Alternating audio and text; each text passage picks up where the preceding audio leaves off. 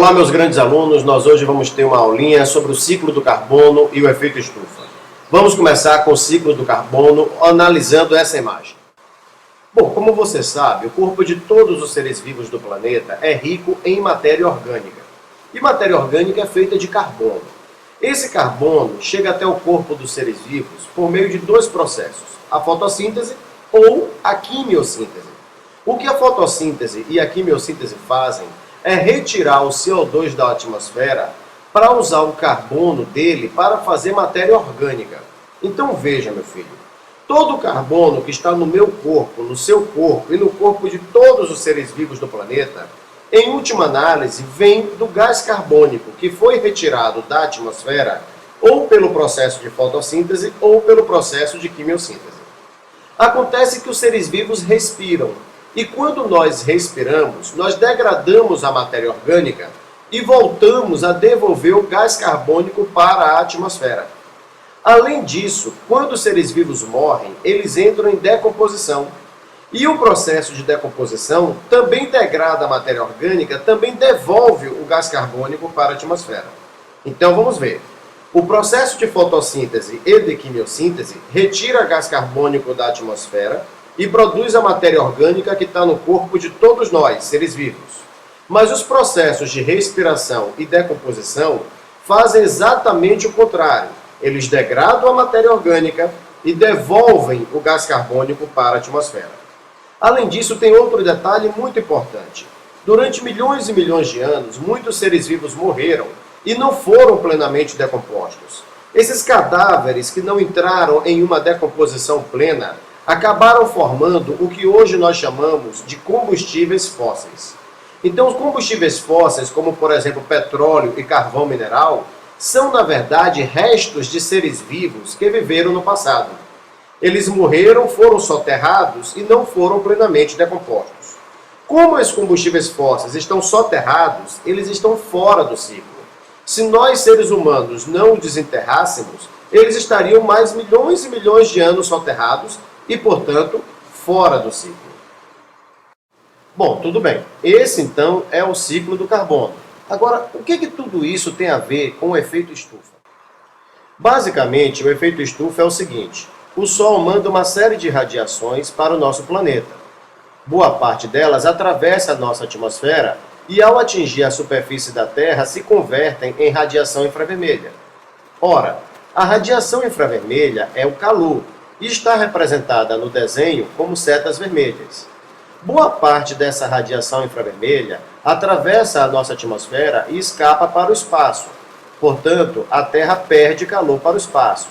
Mas existem alguns gases, chamados de gases estufa, que dificultam a saída da radiação infravermelha do planeta. A retenção da radiação infravermelha dentro da nossa atmosfera é que nós chamamos de efeito estufa. Bom, então você já sabe que o efeito estufa é essa retenção de calor na nossa atmosfera. Agora, isso foi uma invenção humana? Claro que não. O efeito estufa sempre existiu no nosso planeta. E é importante que exista porque ele mantém o nosso planeta aquecido, sem que a água congele. A nossa preocupação é com um fenômeno chamado de aquecimento global. Eu vou te explicar isso a partir da história do próprio planeta. Dê uma olhada nesses gráficos. Esses gráficos trazem uma comparação entre a atmosfera de Vênus, Terra e Marte. A atmosfera de Vênus tem 96,6% de gás carbônico. A de Marte tem 95% de gás carbônico. Enquanto que a atmosfera da Terra tem apenas 0,03% de gás carbônico. Ora, por que a Terra tem tão pouco gás carbônico comparado com os outros dois planetas? Porque na Terra tem vida. E o que aconteceu foi que durante bilhões de anos, a vida veio retirando o gás carbônico da atmosfera para fazer a matéria orgânica, que hoje está presente no meu corpo, no seu corpo, no corpo de todos os seres vivos do planeta e também nos combustíveis fósseis. O que nós vimos, então, é que no passado a Terra teve muito mais gás carbônico do que tem hoje. Mas espere aí, o gás carbônico é um daqueles gases que retém o calor na nossa atmosfera. Então você pode perguntar, então no passado o efeito estufa foi muito maior do que o que tem hoje? Sem dúvida. O efeito estufa no nosso planeta já foi muito mais intenso. Mas tem um detalhe. Pessoal, toda estrela brilha mais à medida que envelhece. Quando a Terra tinha 95% de gás carbônico na atmosfera, como hoje possuem Vênus e Marte, o Sol brilhava muito menos. Então, o fraco brilho do Sol era compensado com um grande efeito estufa na Terra. O tempo foi passando, o brilho do Sol foi ficando cada vez maior. E à medida que o brilho do Sol aumentava, a vida na Terra retirava gás carbônico da atmosfera, diminuindo o nosso efeito estufa. Então a Terra entrou num delicado equilíbrio. O brilho do Sol aumentava e o efeito estufa diminuía. O brilho do Sol aumentava e o efeito estufa diminuía. Esse equilíbrio foi que permitiu que a Terra tivesse água líquida por quase 4 bilhões de anos. Isso permitiu a origem da vida e a evolução da vida, tão dependentes da água em estado líquido. Acontece que algumas atividades humanas estão acabando com esse equilíbrio entre o nosso planeta e o Sol. Nós sabemos que tem muito carbono armazenado no corpo de todos os seres vivos e nos combustíveis fósseis. Quando nós desmatamos as florestas e a queimamos, nós devolvemos esse gás carbônico para a atmosfera. Visualize a floresta amazônica. Imagine a quantidade absurda de carbono que tem no corpo de todas aquelas árvores. Agora imagine tudo isso sendo queimado e devolvendo gás carbônico para a atmosfera. Imagine a quantidade enorme de combustíveis fósseis que nós temos enterrado no planeta. Nós estamos desenterrando e queimando esse combustível fóssil. Isso também devolve gás carbônico para a atmosfera do planeta. O que nós estamos fazendo é tornando o efeito estufa mais intenso. E a intensificação do efeito estufa causa o que nós chamamos de aquecimento global, cujas consequências podem ser muito ruins. Uma mudança geral de clima pode afetar drasticamente a agricultura e a humanidade entrar em uma crise alimentar. O derretimento das calotas polares também pode causar um aumento do nível do mar, e muitas cidades e até países podem desaparecer.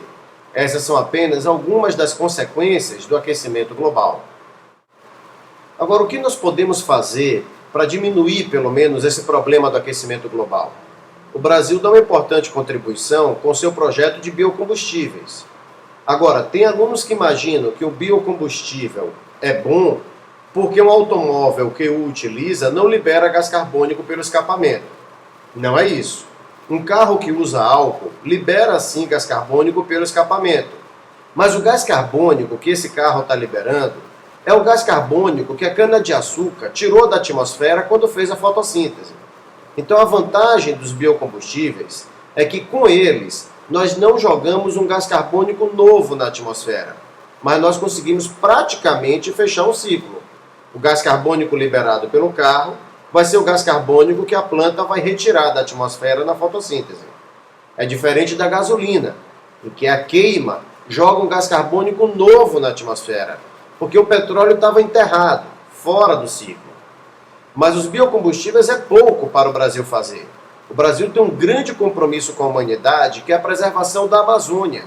O Brasil pode diminuir drasticamente suas emissões de gás carbônico se parar com esse absurdo que é queimar a floresta amazônica. Não se iluda. O desmatamento da floresta amazônica não tira ninguém da fome. O desmatamento da floresta amazônica só serve para enriquecer grandes madeireiras. Não tem função social nenhuma. Aquilo é uma tragédia da humanidade. Então nós temos que parar já com as queimadas de florestas no Brasil. Pessoal, essa foi a nossa conversa sobre o ciclo do carbono, efeito estufa e aquecimento global. Até o nosso próximo encontro.